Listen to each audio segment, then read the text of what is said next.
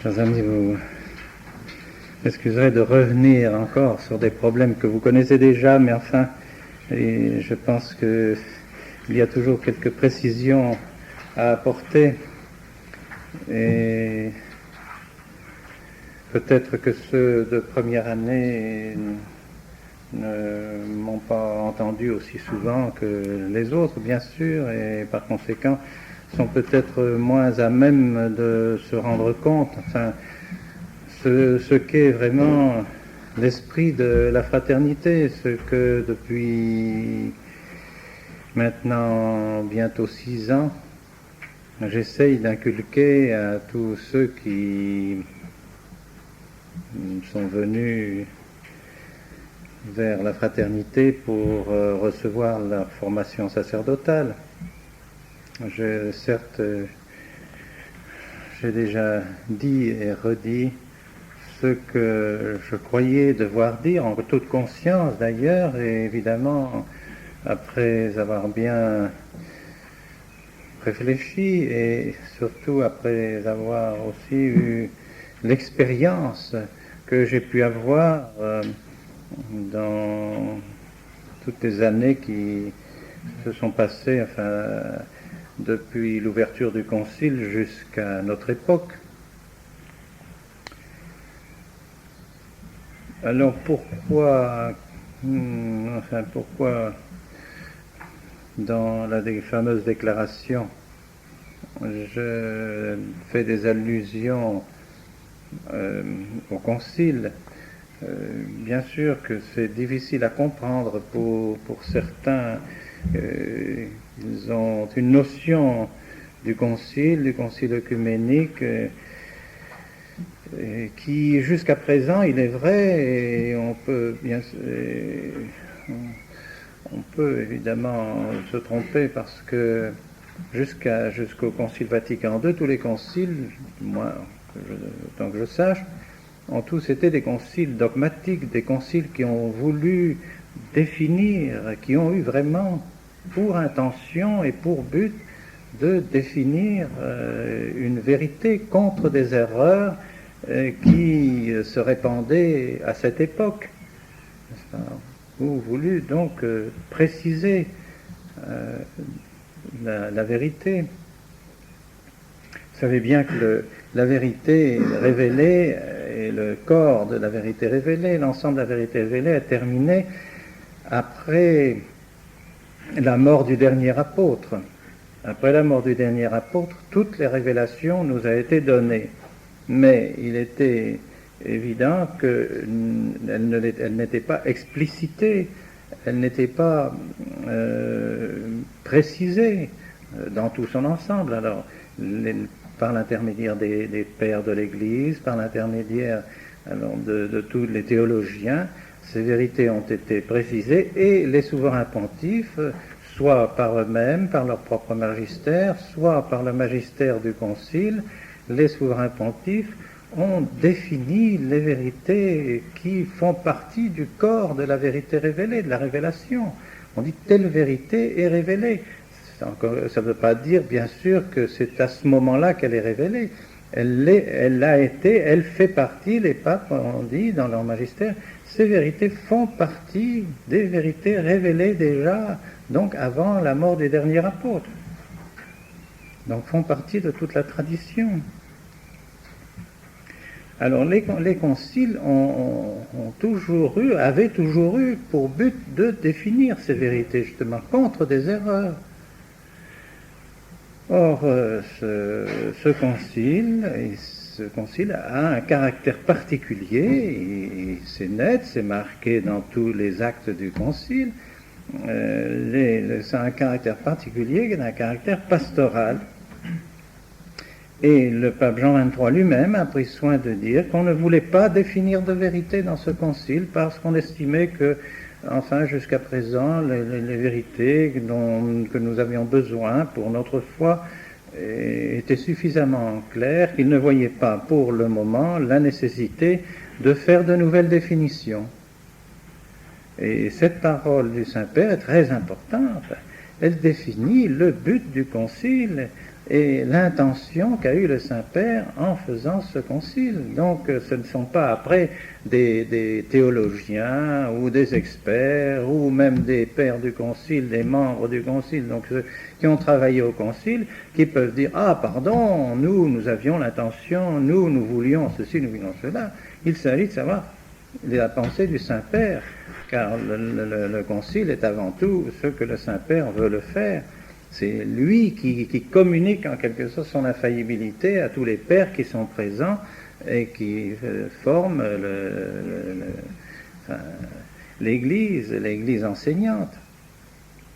Donc le Saint-Père a pris soin de nous dire cela.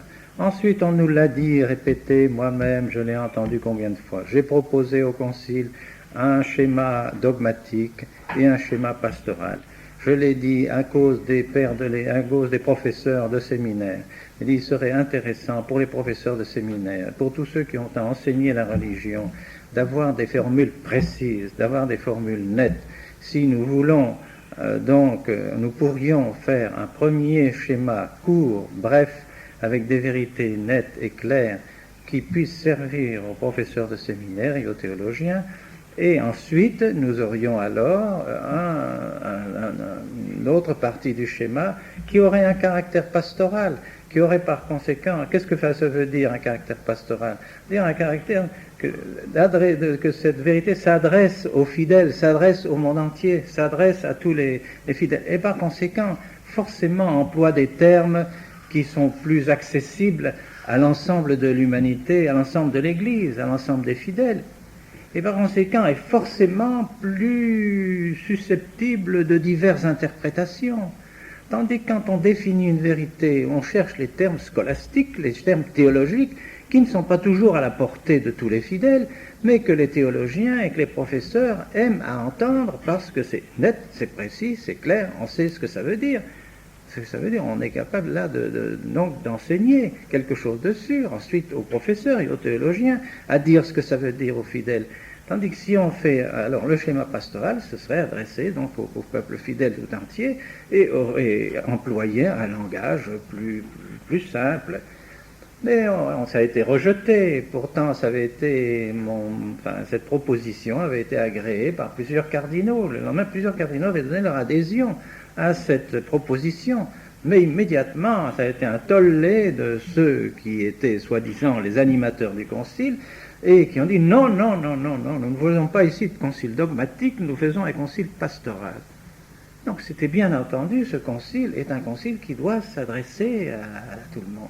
Fatalement, là, je dirais qu'il n'y a, puisqu'on ne veut pas définir, puisqu'on ne veut pas faire employer un langage dogmatique, un langage théologique, vraiment théologique, forcément, vous savez, par le fait même, je dirais, l'infaillibilité du concile n'est plus engagée.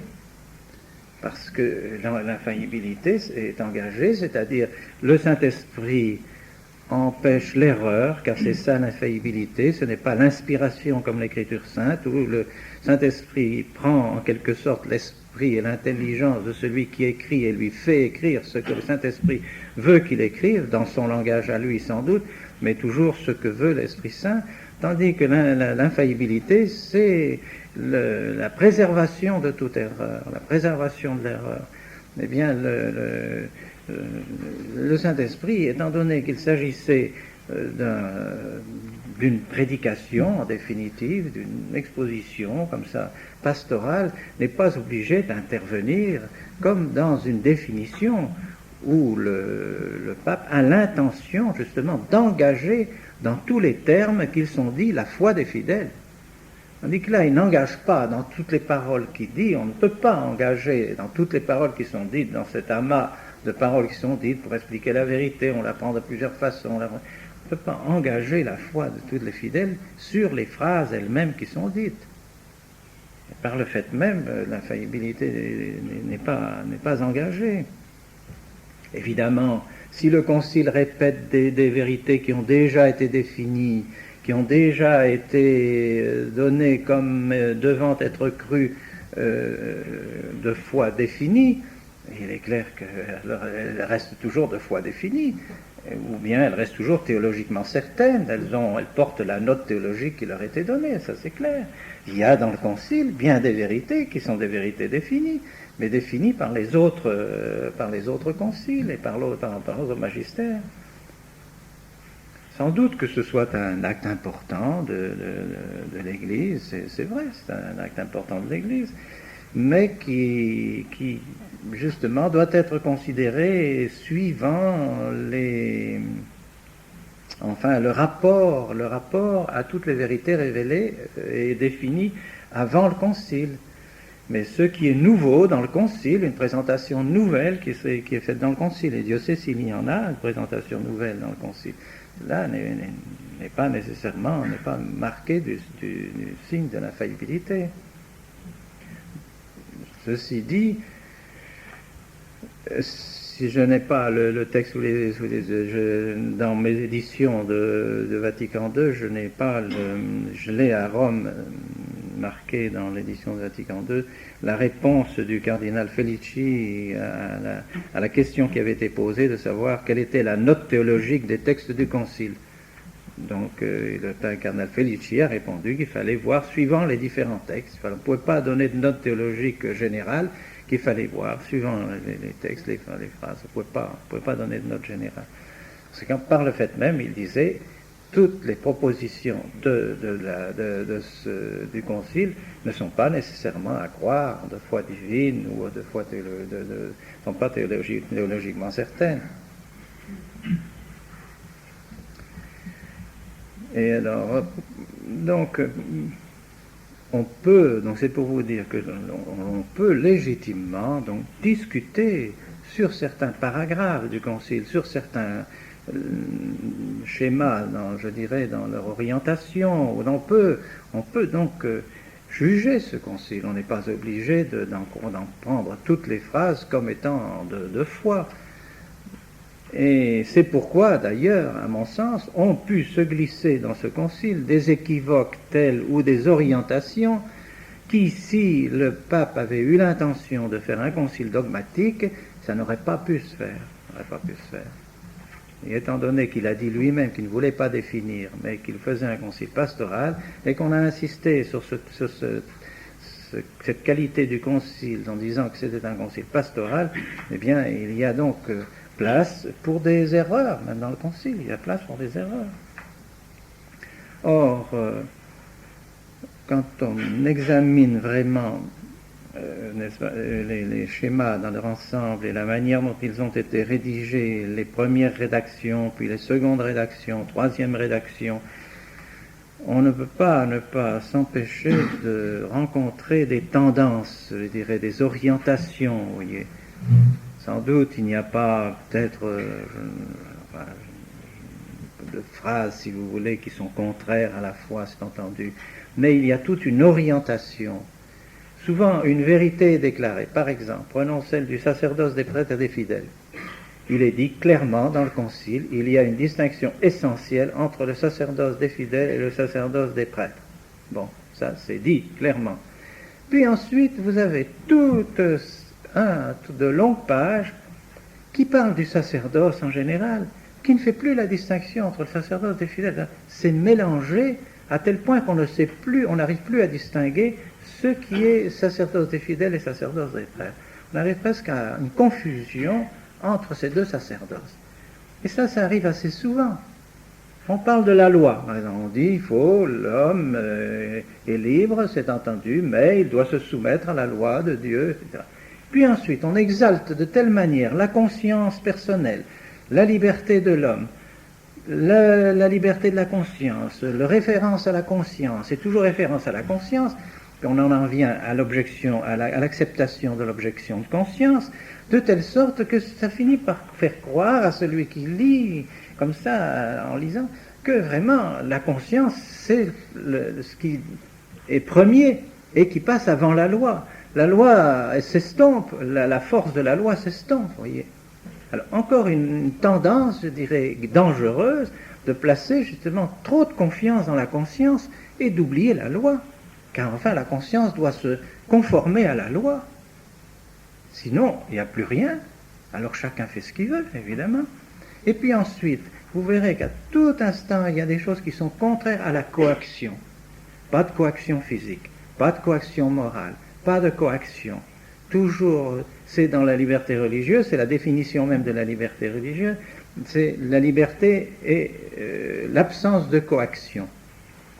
Mais l'absence de coaction, il n'y a pas de société qui peut vivre sans coaction. La coaction physique est nécessaire en ce bas monde, il n'y a rien à faire. S'il n'y a pas une coaction physique, s'il n'y a pas un jugement et une justice qui physiquement oblige les gens à être des gens raisonnables, bah, c'est le désordre complet, c'est l'anarchie complète. Et la coaction morale, la coaction morale est absolument indispensable. C'est la coaction de la sanction de la loi. La sanction de la loi. Et notre Seigneur est le premier à nous donner les sanctions. Si vous ne croyez pas, vous serez condamné. Et quelle condamnation, l'enfer! C'est pas une coaction, ça? Ah, c'est impossible. Si ça pèse pas sur votre conscience, vous, l'enfer, ah, moi je sais pas. C'est quelque chose. Une menace de l'enfer, des peines éternelles, éternelles. C'est une coaction. Alors, l'absence de coaction, c'est inimaginable de définir la liberté de cette manière-là. Et non, c'est pas l'absence de coaction. Et puis on ne fait pas la distinction entre la coaction physique, la coaction morale, les actes qui sont soumis à la coaction, parce que ça, tout ça c'est pour l'État, n'est-ce pas? C'est pour empêcher l'État d'intervenir dans les questions religieuses. L'État ne doit pas intervenir dans les questions religieuses. Il doit donner la même liberté à toutes les religions. Il doit accepter tout ce que les religions peuvent se développer et se manifester indifféremment dans les États. Donc, il n'a pas le droit de faire la coaction. Pas de coaction dans le domaine religieux.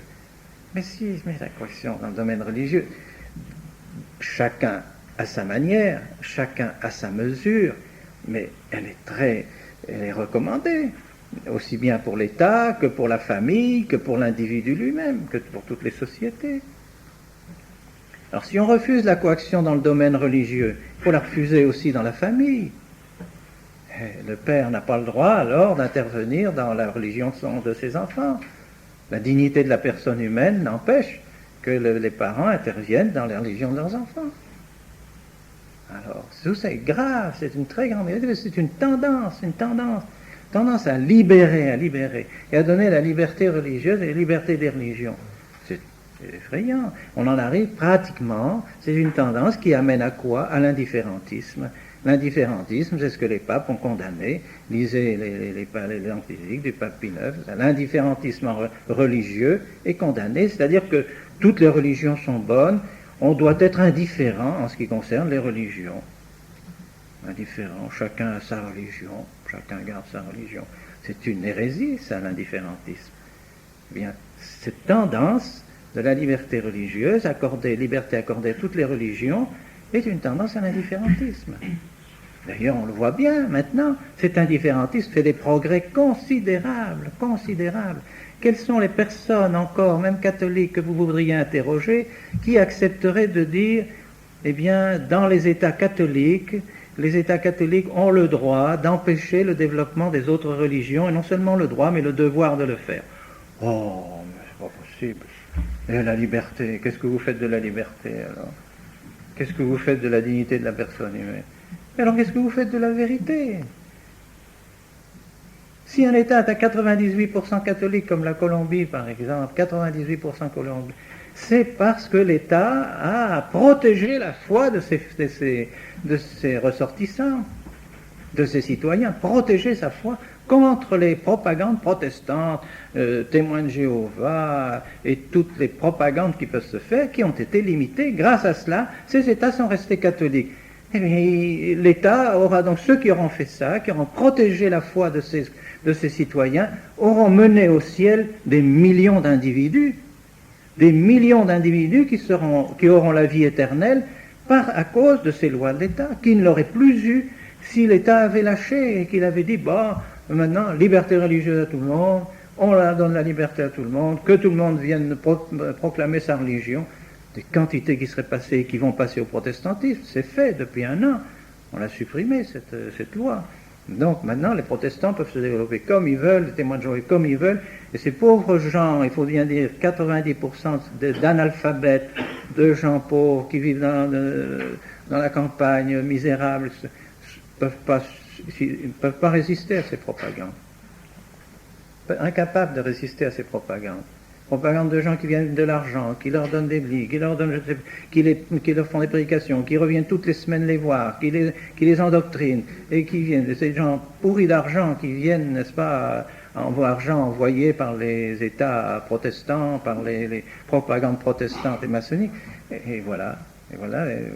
Donc, c'est certainement contraire à la volonté du bon Dieu, c'est certainement contraire à la volonté de notre Seigneur, qui est la liberté dans des États, la tolérance, qu'on dit dans les États où il n'y a pas moyen de faire autrement. C'est la tolérance, on tolère l'erreur, mais on ne la permet pas.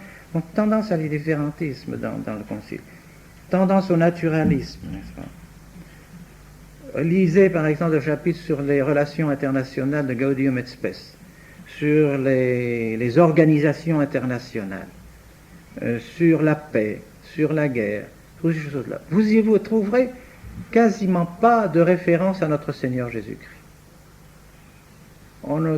Pratiquement pas. Ces organisations, il faut que les chrétiens aident aux organisations internationales, il faut que les organisations internationales, aient tous les moyens nécessaires pour faire observer la paix, etc. Enfin, est-ce que le monde, notre monde, peut s'organiser sans notre Seigneur Jésus-Christ, peut avoir la paix sans notre Seigneur Jésus-Christ? Alors nous ne sommes plus des catholiques. Impossible. Il n'y a pas de paix sans notre Seigneur Jésus-Christ. Pourquoi il n'y a pas de paix sans notre Seigneur Jésus-Christ? Parce que le monde est un monde de pécheurs, un monde qui est plongé dans le péché. Et le péché est la cause des guerres, la cause des divisions, la cause des haines. Et donc, si ces péchés sont dans les hommes, il faut leur donner la grâce de notre Seigneur Jésus-Christ, pour les racheter du péché, pour leur donner la vertu. Avant ça, on perd son temps, c'est pas la peine de parler. Il faut convertir les gens à notre Seigneur Jésus-Christ. Le jour où on aura converti les gens à notre Seigneur Jésus-Christ, on aura la paix. Pourquoi il y a eu la paix pratiquement pendant des siècles et des siècles en Europe? On parle bien des guerres pendant tout le Moyen-Âge, etc. Qu'est-ce que c'était que ces guerres avec des trêves, c'était insignifiant par rapport à ce que nous pouvons avoir comme guerre maintenant. C'est des petites choses de rien du tout. Grâce à la religion catholique, l'Europe a connu des siècles et des siècles de paix pratiquement grâce à la religion catholique, grâce à notre Seigneur Jésus-Christ. Et il aurait fallu que ça s'étende à tout le monde. Voilà la véritable internationale, voilà vraiment la solution des problèmes de la paix. Si on ne parle pas de notre Seigneur Jésus-Christ, on parle dans le vide complet. Voyez. Or, j'en peux rien, moi, c'est pas moi qui ai fait ces schémas, c'est pas moi qui ai fait ces transcriptions. C'est Monseigneur Hoffmann qui a fait le schéma de la Gaudium et Spes. Je l'ai vu à côté de moi à table au séminaire français quand j'étais encore supérieur général. Je présidais à la table. Monseigneur Hoffmann était à côté de moi et il était venu avant la session qui devait discuter du schéma. Il m'a dit: je viens parce que je suis président de la commission qui rédige le schéma Gaudium et Spes. Donc je l'ai entendu de mes propres oreilles. Et c'est les Français qui ont fait ça, et avec des protestants. Ils sont réunis en Suisse, ici. Ils ont fait des réunions en Suisse avec des protestants, avec peut-être des francs-maçons, pour essayer de faire un schéma qui puisse plaire, justement, qui puisse toucher tout ce monde international. N'est-ce pas? Mais comment voulez-vous, alors que tout ça soit surnaturel, soit vraiment marqué de notre Seigneur Jésus-Christ, n'est-ce pas?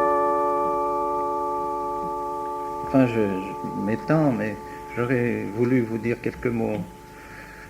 Aussi, enfin, pour vous donner d'abord un peu, pourquoi je pense du concile, vous voyez, je dis que ce concile est dangereux.